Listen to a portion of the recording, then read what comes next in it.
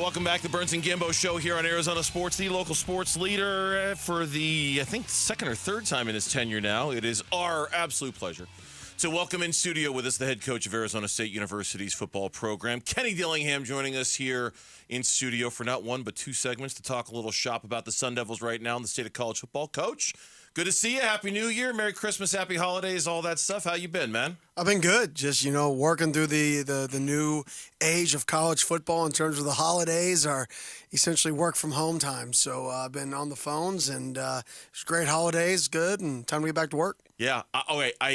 I know you're all about looking ahead and not looking back, but I'm curious. Was there any wistful kind of feelings last night watching the last ever football game involving a Pac-12 football team as we know it? There was. I mean, when I was watching the game, that's really what I was watching it, saying, man, what I grew up watching is over. Yeah. I mean, it's over. Yeah. Me too. I felt the exact same way. That was my childhood, right? It's over. There's no more. And that's really weird, eerie feeling when it's absolutely over. And that's the feeling I had last night. Did you feel that Washington had a chance in that game going into the game? 100%. They got manhandled physically in that game. Yeah, I mean, usually there's a few plays. Washington's super explosive. There's a few explosive plays in there that could have gone either way. The fourth down is one that comes to mind in the first half. Oh, because the offsetting penalties in the second half, that hurt too. Exactly right. And when you play a team like that dominates at the point of attack, you have to hit your explosive plays when you're an explosive offense. If you don't, you're in trouble. Let's talk about this offseason for you. Very busy with the portal. I think I'm counting, 21 guys that you've been able to get. Some really good players. You got a 5-star running back out of USC. You got players from big-time programs that you were able to add. You added from Arizona. You added from Florida State, San Diego State, Cincinnati, LSU, Arkansas, Purdue. How has it gone? Do you feel like you've been able to address some of the major concerns for this team going forward through the portal? 100%. I think one of our biggest concerns last year was our depth. We had no depth on our football team. When we got into the second half of a game, there was a major drop-off. The second half of the season, there was a major drop-off because of our depth. I think we addressed that. I think we became a deeper football team. We became a bigger football team, and bigger football teams stay healthy. And that was another issue we had, was the depth and then staying healthy. I think we addressed those needs across all positions. I think a lot of people look at offensive line and say that was an area, a depth area last year. And I'm looking, it looks like you added 3 offensive linemen. Got a kid from New Mexico, got a kid from Arkansas, another kid from Hawaii. How do you feel about those additions for the O-line? Yeah, huge. They're all over 320-pounders. They're big people, which is what we needed. And 2 of them were starters last year, and the other one was a young buck. So getting experience, the kid from a similar conference we signed last year, Lee Fatanu, started at center, was obviously our best offensive lineman last year. So going back to the mid-major level to get one of the best offensive linemen on those teams that those coaches believed are borderline NFL guys, and put them on our roster because they have the size necessary to play at this level, I think they're both going to help us. And I think Joey, the young buck from Arkansas, who's originally from here, ironically, he's actually a local kid that nobody knows about because he moved when he was about 13.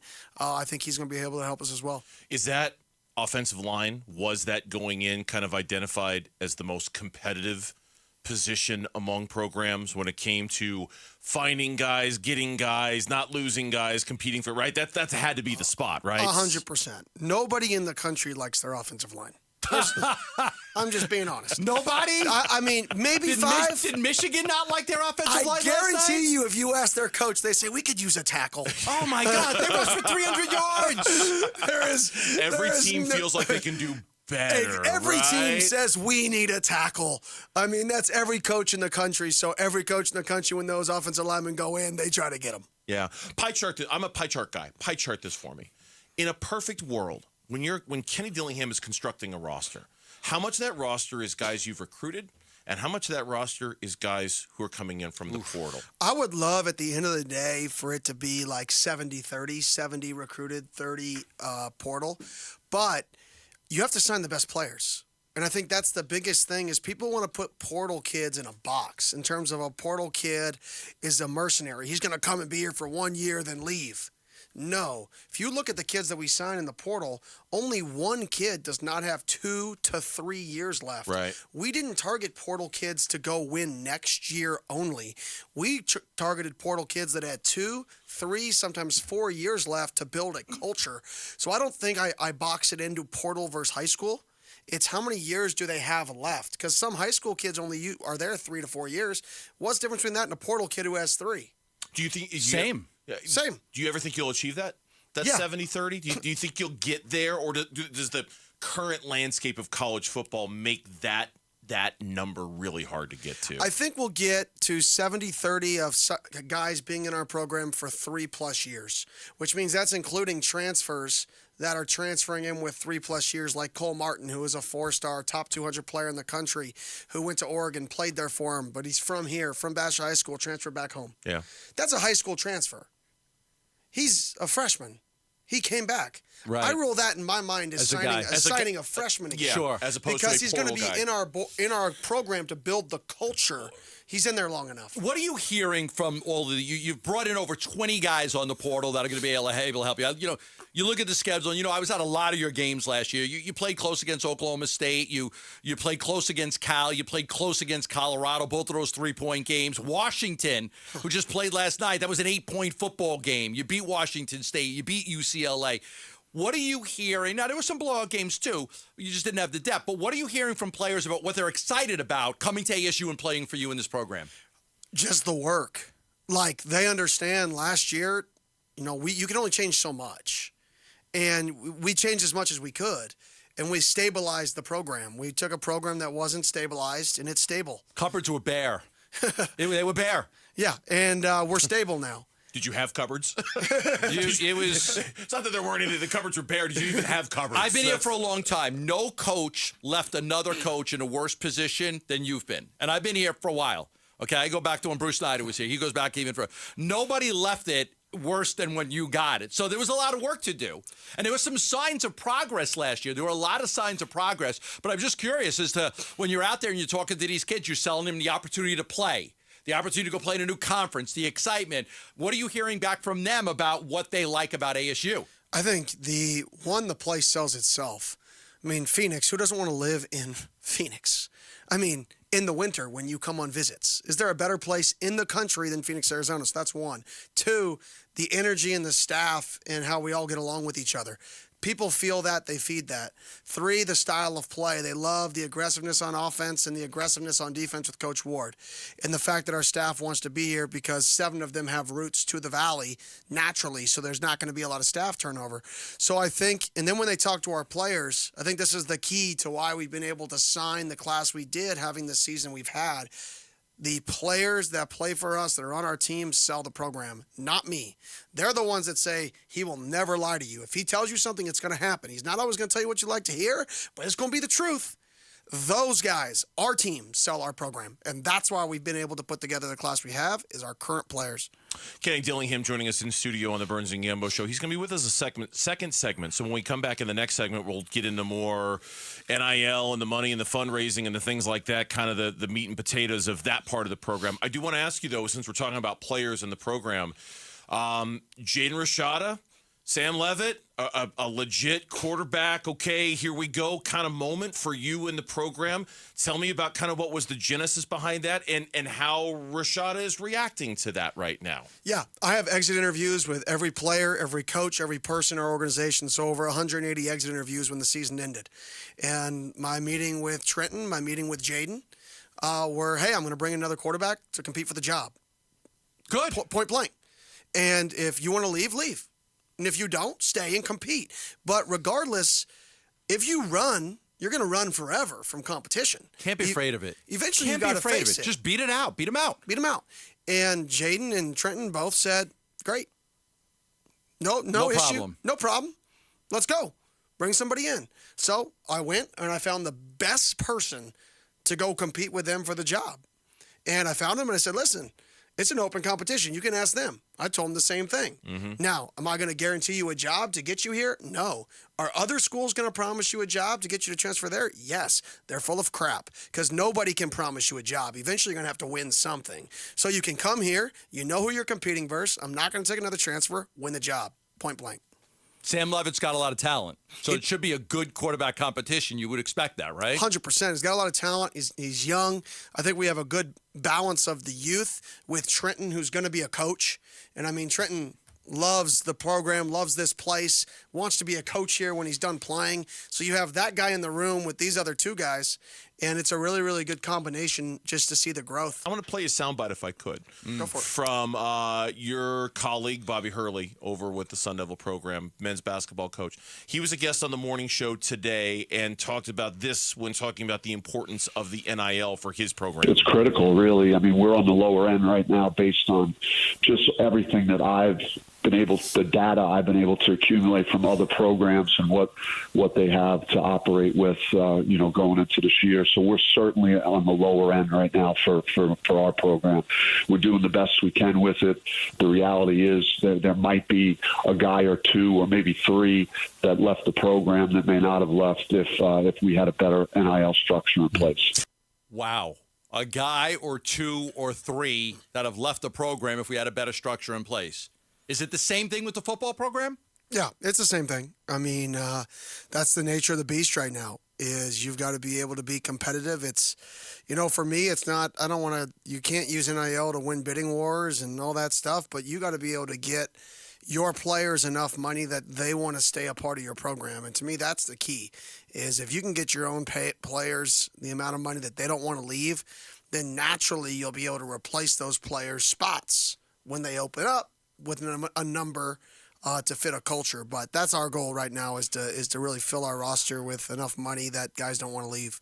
Are you guys behind the other programs when it comes to the NIL raising? Yeah, we are, but I think I will say this. I know the President Crow is completely behind it. I know Jim Runn, the acting AD, is completely behind it, and they're doing everything they can to make it better, and at least for football, it has gotten better in the last two months. There's been a lot of people that have stepped up in the last 2.5, 3 months for football.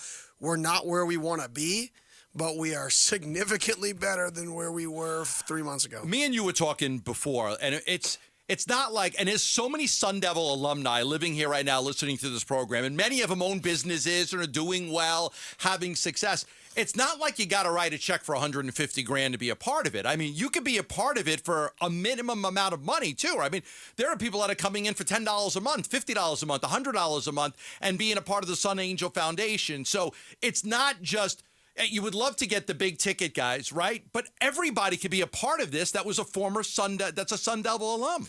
My entire, program, Activate the Valley, is what you just said. It's nowadays more than it's ever been. The Valley and the community of people that support your athletic program dictate how good that athletic department is. It's never been like that, ever, until right now, to the last 2 years, the last 12 months. And we have the greatest advantage because we have the alumni you just mentioned, and we have the Valley who wants to see winners. We're a front-running city. We want people to win. That's why you move here. Successful people move here when they retire. So how do people get involved? They got a lot of Sun Devil alumni listening right now, want to support the program, want to see you do well in the Big 12. They can afford something. What's the best way for somebody to get involved and support the program? Sun Angel Collective. Google it. Just Google the Sun Angel Collective. Sun Angel Collective. That's it. If you Google it, you go to the website, it'll show you right there. You can pay monthly. You can make a one-time donation. Whatever you want to do, sign up for the Pat Tillman $42 a month. Just hit donate. I'm on Sun Angel Collective, Yep. and it just says donate. That's it. And you can make a one-time donation or a monthly donation, and you could be a part of supporting ASU athletics. That's it. And when you see somebody throw a touchdown pass, you know you were a part of it. And I think that's the thing that's really cool now is, we need you. We won't have a team without you. So regardless if you donate $1, if you donate $1 million, it doesn't matter. Life is relative to what you can give. So give what you can give. That way, when you watch this team play, you can say, man, I was a part of this. I did something for this.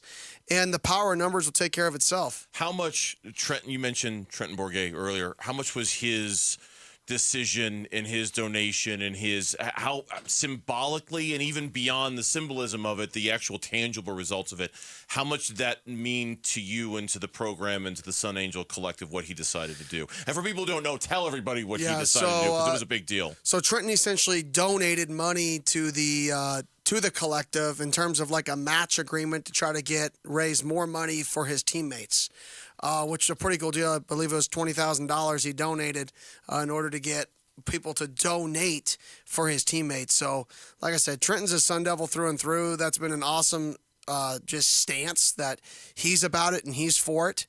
And he's all about the team, and that's why not only is he a good football player for us, but he's going to be a great coach, a great ambassador of ASU football for a long time. You also mentioned the interim AD right now, Jim Rund, who is the support that he's given and that Dr. Crow has given to all of this. In this kind of interesting time right now for the state of ASU athletics, given that there is a search for a permanent athletic director, is that adding a layer of challenge to this? Because I know when the season ended, one of the first things you said was fundraise. I'm going to go out and fundraise. Has it been, I don't want to say a handicap necessarily, but has it changed how you would like to do this, knowing that things aren't as settled as they should be within the athletic department? No, because that's not how I operate. I'm going to go do what I got to do to get what we need to get. Like, there's no excuses. Extreme ownership. I talk about it in our program a lot. Figure it out. And we have a guy, Graham Rossini, who's operating under Jim Rund right now, who's really boots on the ground for us, and he's done a great job communicating and helping, help the program stay afloat and help the athletic department in this time. And no, but for me, it doesn't matter. There's no excuses. Yeah. Find a way. I know it's not up to you. You're the employee, not the employer here, but I'm just curious. Is there any kind of an update you can give on the search for an athletic director, and at least in terms of a timetable or when something might happen? To be honest, there's not. I don't know a timetable. I don't have any information regarding that at all. Okay. I'm going to leave you with this because I'm on sunangels.org right now, and I'm looking at it, and it is incredible how easy it is to be a part of helping ASU athletics and ASU football. You can be a member for $10 a month. You could be a TB16 membership for $16 a month. You could have a Sun Devil membership, just $25 a month, and a Pat Tillman membership for $42 a month. $10, $16, $25, $42. There's also a Sparky membership for $100 a month, a Maroon membership for $250 a month, a Gold membership, and a Sun Angel membership. Now, some of these come with great benefits, too. Autographed merchandise, meeting and greeting players, some exclusive opportunities for you to get involved and support Sun Devil football and Sun Devil athletics. So sunangels.org, or what was the other one? Sun Angel Foundation? Sun Angel Collective. If you just Google it, it'll pop up. Yeah, because I'm looking at it right now. Very easy, and I guess activating the Valley is all about getting people that love ASU sports, that been to ASU, to be a part of this. That's it. And it's not even, college football is so unique. It's about the person who's not from here, the person who went to Purdue and who now lives here and has a 9-year-old boy. And you want to build something with the 9-year-old. What do? You bring him to ASU games because that's what you did, and that's why you're a Purdue fan. And you bring him to ASU games. And, yeah, you're still a Purdue fan, but you're also an ASU fan. That's what activating the Valley is. It's taking everybody from the Valley and making them involved through their kids, through their families, through the culture of what it's like to go to a collegiate football game. And that's what I'm trying to do. And if we can do that here, you can give the experience you had in the Midwest, like half our people are from, and give your kid that same experience going to an ASU game, right? That's activating the Valley. Because what we'll be in 5 to 10 years from now will be a place people couldn't imagine we could get to. Coach, it's always a pleasure having you in studio. Thanks for carving out a few minutes to come down and join us in person. It's always great to have you in studio. Best of luck this offseason, okay? I appreciate it. Take it easy on the basketball court, all right? No more injuries. No more injuries. That's done. The Victorian basketball court, I'm retiring from. Sounds good. Kenny Dillingham joining us in studio. Thanks for watching Burns Gambo. Click to see more from the guys and hit the button in the middle to subscribe so you never miss a video from Arizona sports.